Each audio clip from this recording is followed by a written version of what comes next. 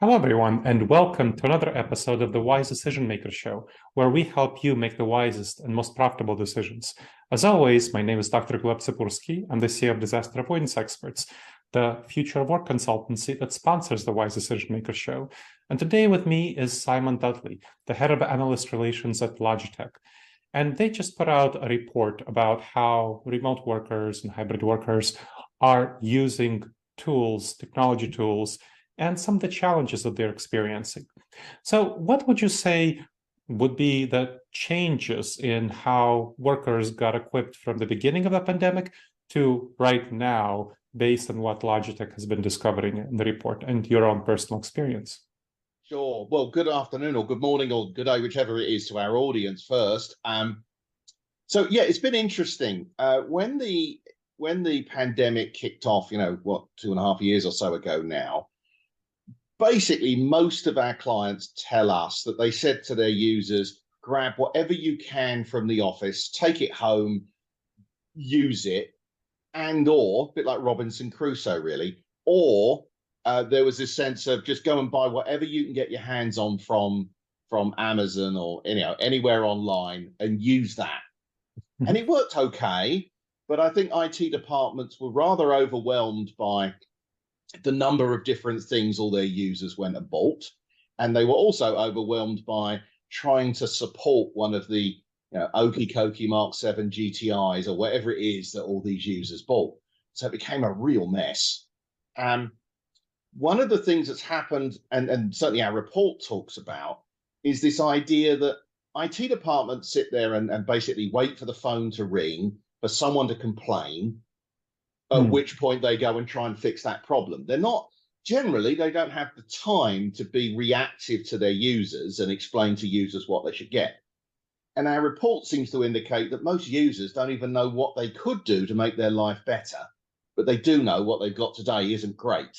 So we're in this kind of weird situation, which I guess we're going to talk about in more detail, but it's a fascinating space to be in.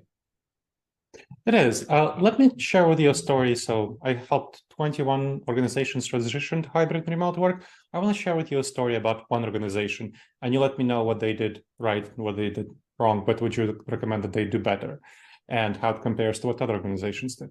So what we did there is we surveyed users on their needs. So they figured out kind of the future of work and what they wanted for their home office, for their technology, and users wanted a lot of different things.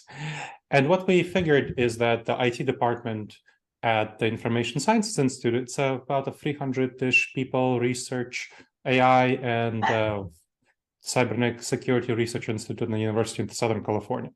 So they did not have a huge, well-funded IT department.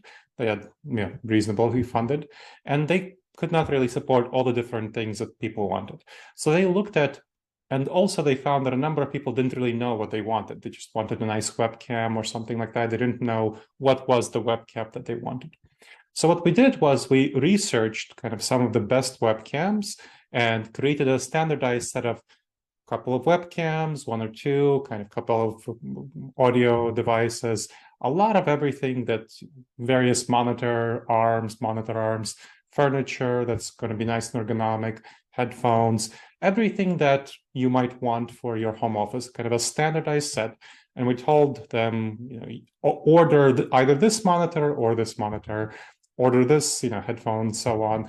And so we created a website where they can order this, and then we shipped it to them, to their home office. And then we had somebody come over if they needed to help set up the furniture or if they needed to arrange something, connect things. So they got all this kind of basic equipment and supplies that they needed to actually manage their home office. And then because IT knew about the devices, they reviewed them, they got thorough knowledge of them, they knew they were all compatible and that they could also support all of these devices and they can fix them and replace them easily if things went awry. What do you think of that approach? When you said, it's funny, you just described it and you said, what did we get wrong? I would argue not very much, actually. And you were way ahead of most organizations. Most organizations we spoke to were scrambling, right? Their own IT departments weren't in the office either. Most of these folks didn't have a lot of experience with this technology. And so I think what you did was excellent. A couple of sort of pointers, though. The Yeah, first one would be that not all the requirements of all the users are either the same nor obvious. sure. It's very interesting. Our own report points out that many people find that, for example, the webcam in their laptop, as a good example, they may think it's perfectly acceptable. And remember, they don't get to see themselves very I much. know. It's the far end that gets to benefit from your investment. But then they find out that it's not even about the camera necessarily, but it's also about the camera angle, right? If I'm staring down, I'm at that age where having the camera beneath my chin, for example, is rarely flattering. It's rarely flattering for most of us, but it's really very not flattering when you're kind of, mid-50s and put on a few pounds. So I think that part of the problem with such an approach can be, and I'm certainly not suggesting that you did this, Sure. but that you ask your users what they want. Well, our own report suggests that lots of users have had no idea what they want. We talk, for example, I'll give you an example. We talk about headsets, right? And people think, oh, well, I'll use Apple AirPods, and because they're great, right? Apple product, make nice AirPods, and they're brilliant, by the way. They're really excellent products, and obviously they sell millions of them a year, but they're not business design products. So as an example, and my dog was perfect in his position a moment ago. My wife just came home. You probably heard him bark in the background. If I'd been wearing something like some of our headphones, it would have cancelled out the sound of my dog. You wouldn't have heard it. If you'd been wearing Apple earbuds, then you absolutely would have heard it, because the noise cancelling is one of those things that people go, oh yeah, I don't hear that white noise when I'm on the plane or the bus or whatever. Yeah, but there's two forms of noise cancelling. There's the cut out the sound that goes into your ears, but there's also cut out the sound that go from your microphones to the far end of the call. Let's be realistic. How many people even know that's a thing? So it's all very good for manufacturers like us to say, we have noise cancelling headphones. To go, oh, I could buy Bose headphones and do that. And by the way, their headphones are excellent at cutting out sound at this end, but they're terrible at cutting out sound at the far end, because that's not what they're designed to do. So, and then there's the other angle that I think a lot of people look at things like a laptop and go, oh, I get a lovely laptop. I've got a Apple, whatever it is, MacBook M1 Pro, beautiful device. But it's really, if you think about it, in many senses, it is a Swiss Army knife, right? It does everything reasonably well. But if you actually had the proper tool, you'd probably use the proper tool rather than the Swiss Army knife. The Swiss Army knife is almost your last resort. Sure. And the other thing that we've been thinking about, and it's a kind of an interesting angle, is that things like a laptop, which is what most of us have when we're working from home, is really designed as a compute device, where increasingly we're living in a world where actually your computer is less focused on being a compute device and more focused, particularly post-pandemic or during the pandemic, as a communications device. That makes sense. They weren't particularly designed for that. They're okay at it, but they don't produce the quality of experience of a high-end webcam or high-quality headphones. The speakers are designed to help you listen to music rather than to do a video call on, for example. So, yeah, we've noticed lots of different changes. I do want to say, for the record, though, I think you did a great job and way better than most. Okay, well, thank you. Yes, we encourage employees to make sure they do get the webcams and so on, because, yeah, it's not intuitive to people that the ones who suffer from having poor webcams and microphones are the people at the other end. But I noticed from your report that something like just over a third of companies provided their employees with webcams and, well, and external speakers and external microphones. And that was kind of shocking to me, because if you think about collaboration, communication, what we're talking about here right now, the experience of communicating, collaborating through the inbuilt laptop, microphone, and webcam is just terrible from a number of things that you described, and just the lighting, people can't hear you. And again, you're not the one who suffers. The people who suffer are the ones at the other end. So you surveyed about 1,000 IT leaders, Yeah. and I was really confused why that was the collaboration aspect of it was not really addressed. When I think about, let's say, companies trying to get their employees back to the office, they say collaboration, collaboration, collaboration. That's what we want. But you're not providing them with like such simple basic things. I mean, it's going to cost them under, even the high end webcam would be, $200-$300. The microphone is going to be maybe 100, and that's going to solve a lot of your collaboration problems instead of trying to force your employees back into the office, or at least ameliorate them and kind of give you much better experience of collaborating remotely, which even if your employees are going to be coming to the office 2 or 3 days a week, they're still going to be working remotely and collaborating with others remotely 2 or 3 days a week. So what's the disconnect from your experience with IT leaders and providing these tools for effective collaboration? I think that's a very interesting question. And we're frankly still grappling with what the ramifications of this are. But I think our initial thought is this. And by the way, for your viewers who are watching this, please do not take offense at what I'm about to say. But a lot of IT departments honestly go to work to do what they can to support pain problems, right? I've said it when doing keynotes before. There's this concept of the IT department goes to work to not get fired. That gets me in trouble sometimes, but the reality is it's true, because how many of us at the end of a day working think, crikey, my phone worked and my laptop worked and everything worked well. I better ring the IT department and thank them, right? No one does that. No. Even the CIO doesn't ring up his own team to thank them for their for making it all work. So the only time the phone rings is when there's a problem.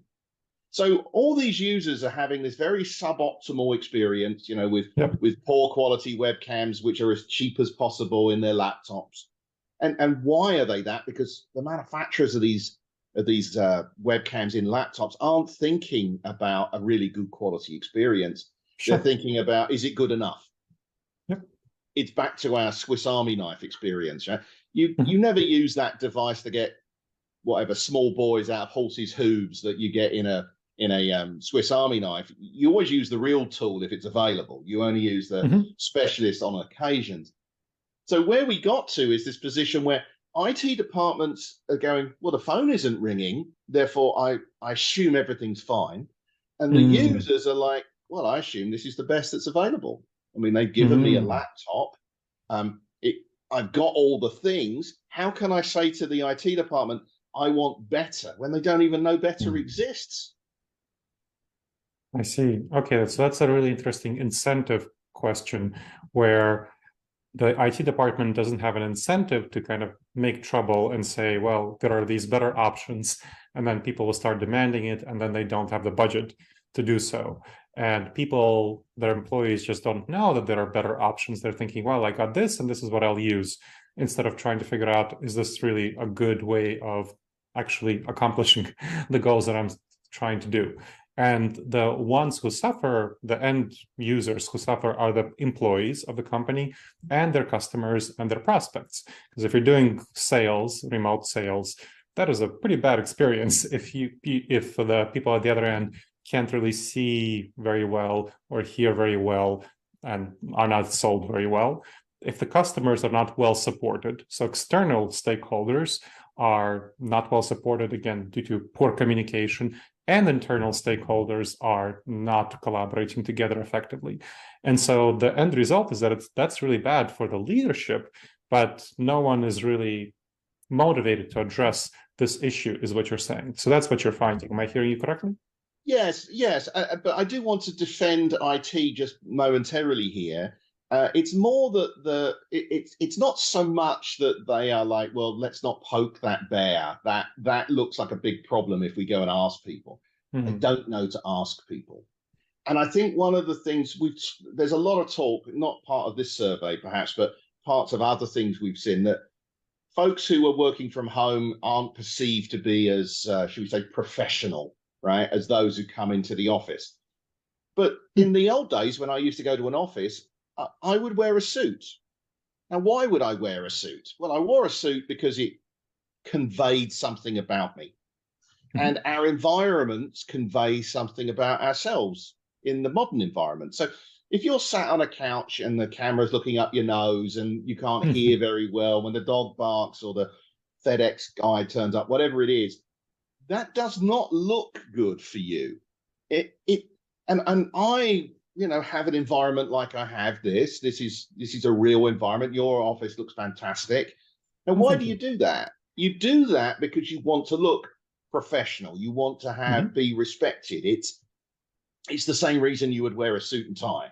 It isn't about comfort. It's about conveying something about yourself. And it's very easy for us all to turn around and say, oh, well, none of that matters. And it should be about what's in their head, not how they display it. But that's also not the human condition, is it? The person who dresses well, who wears reason. I mean, why don't we all turn up to work in, sweatpants or in our pajamas?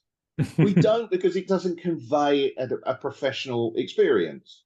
Yep. And I think there's that thing that people forget about that. When they're on video, you want to look good because you want to convey, you want someone to have some respect for you before you even open your mouth. Because if they don't respect you before you open your mouth, anything you say will be ignored anyway.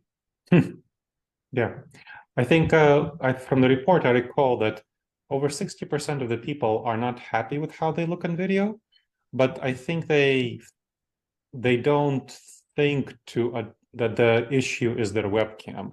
They think that, oh, it's kind of the environment in which I am, instead of thinking maybe I can get better lighting, maybe I can get a better webcam, and I can have a more professional appearance and convey and make a better impact on others, right? Which is really, really important, as you're pointing out.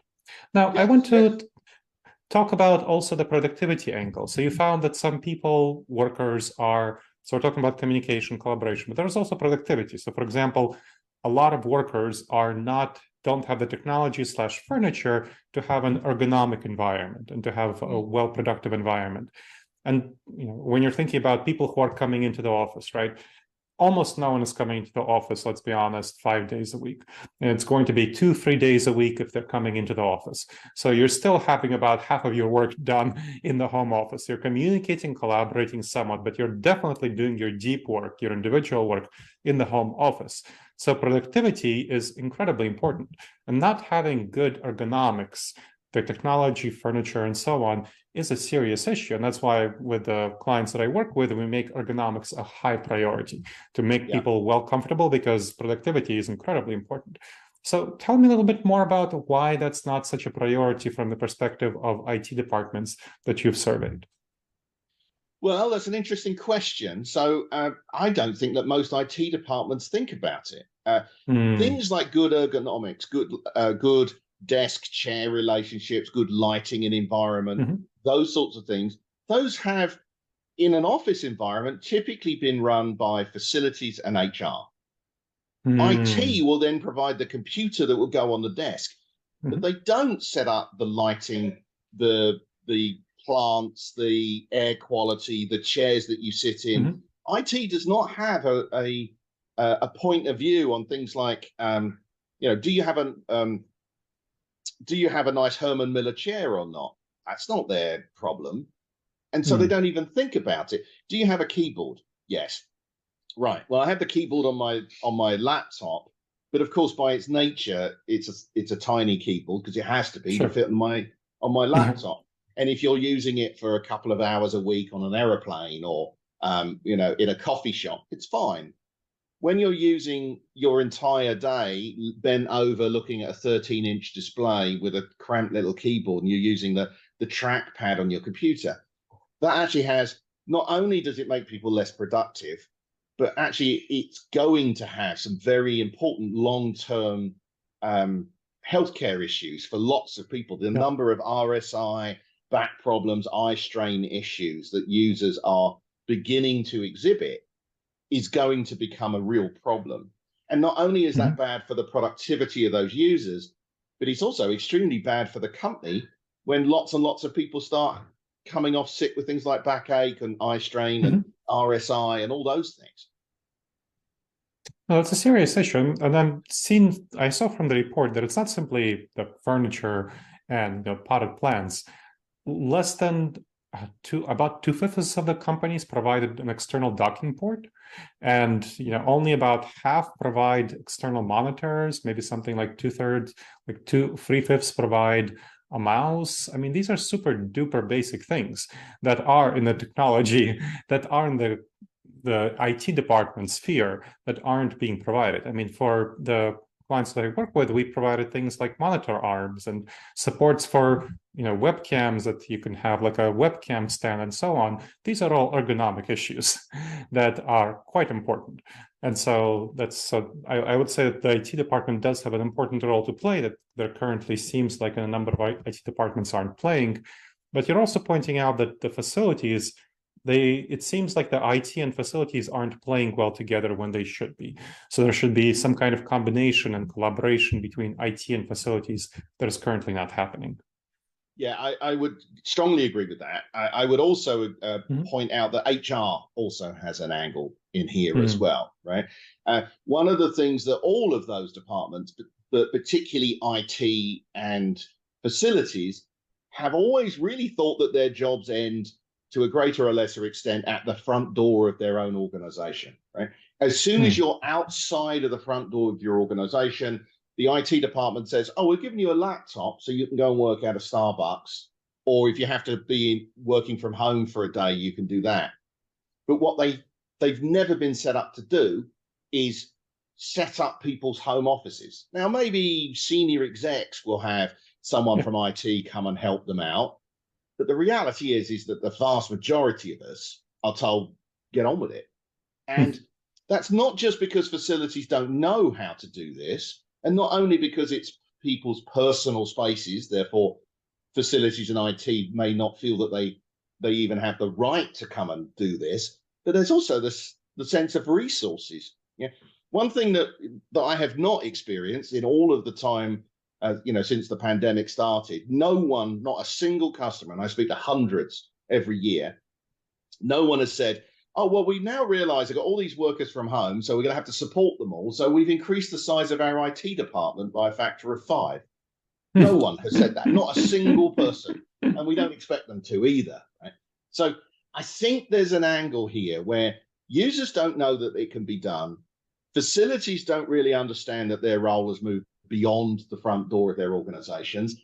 And IT don't have more money and more resources, but do have distributed people and don't even know that those people actually need help, but don't know that they need help. It's a kind of a strange circle of lack of knowledge, I suppose. It sounds like a lot of misaligned incentives. And that's kind of on the shoulders and on the C-suite.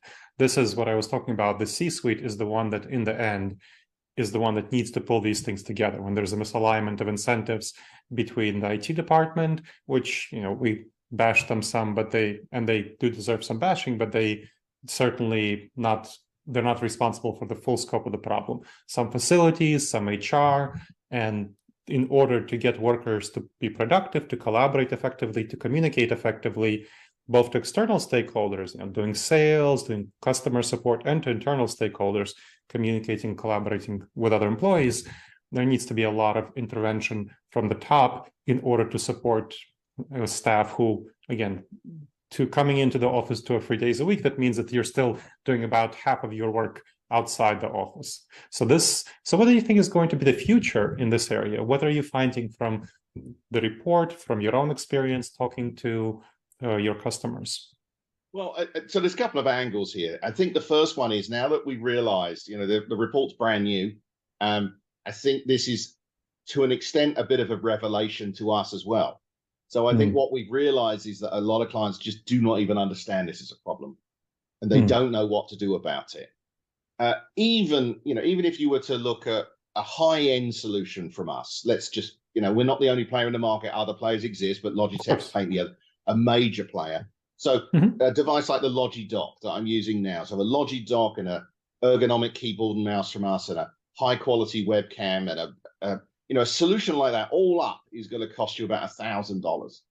If I Hmm. turn Very around reasonable. to a well, yes, particularly when you turn around to an HR department and say, how much does it cost you when your users are off, your workers are off sick with RSI issues or with eye strain or with migraines, or they leave your company because they just get burnt out? I mean, burnout's a major problem for so many companies today.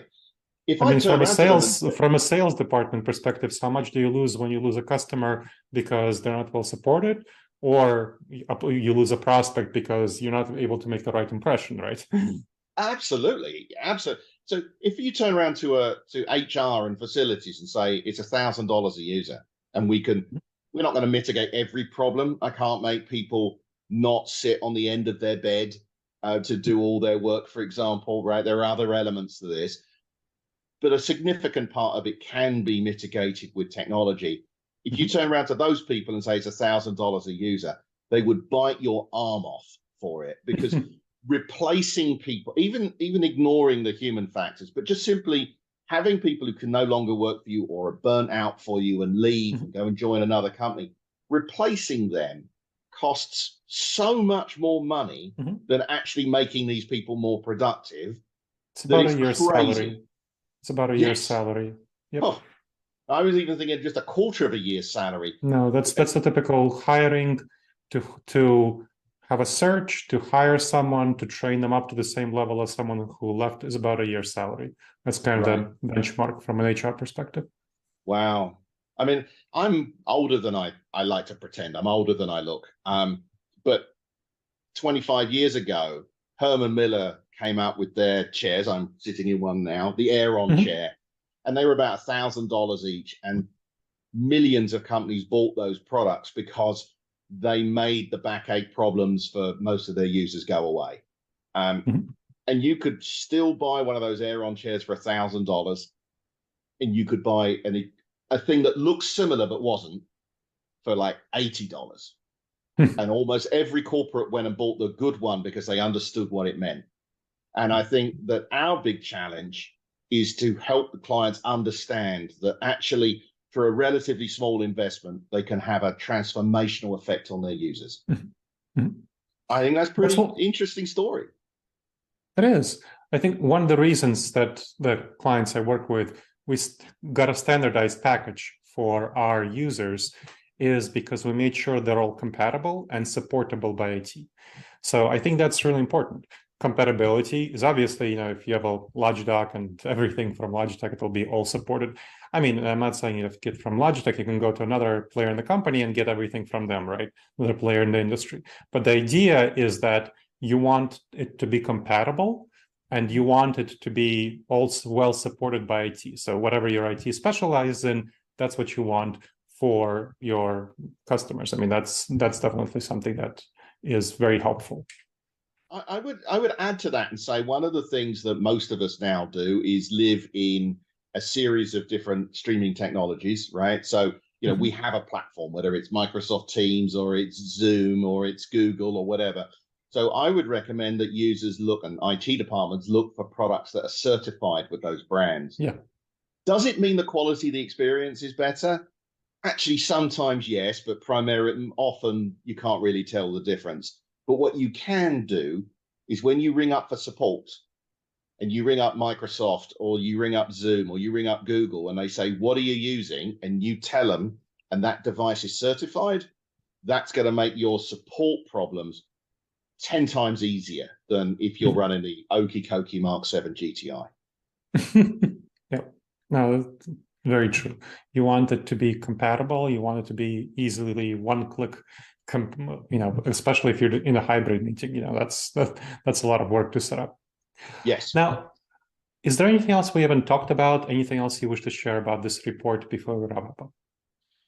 I think that the biggest amazing thing to me about this report was that it's not about that the technology doesn't exist, and it's not even about IT departments not being prepared to invest. It's about IT departments looking at the world and saying, we have done our job, no one is complaining. And it is about users not knowing what is available. And I think that the third leg to the stool here is IT facilities and the users understanding that they're all in it together, and they need to work out and do some research to work out what actually matters. You know, if you turn around to most facilities managers 5 years, 3 years ago, and you said, where does your responsibility end? I think the vast majority would have said the front door of the building. And it isn't that anymore. And I think that their involvement will make a real transformation to this. That makes a lot of sense. Where should listeners go to learn more about you, about Logitech products? Where would you direct them? Sure. Well, obviously we can give you a link, but the best place to find me is on LinkedIn. Just look for Simon Dudley at Logitech, and logitech.com is probably the best place to start your journey to look at our business-to-business products. We recently reorganized so that all of our business products are under one roof now internally. And so our narrative is very much about the entire experience. And then the last bit, I suppose I will say, is one thing that people don't realize that Logitech is very big in is not just the personal experiences, but also for when you are dialing into those meeting rooms. We're actually the largest provider of video solutions in meeting room environments as well as a personal. So if they're looking at both ends of the same equation, we can help them with all of it. Excellent. Well, thank you very much, Simon. That was very helpful. Thank you. I've thoroughly enjoyed our conversation. All right, everyone, and I hope you have enjoyed the conversation too. This has been another episode of the Wise Decision Maker Show, where we help you make the wisest and most profitable decisions. Please make sure to subscribe to the Wise Decision Maker Show on whichever venue you chose to listen to us and to watch us, and make sure to leave a review to help other people discover the show and to help us improve the show.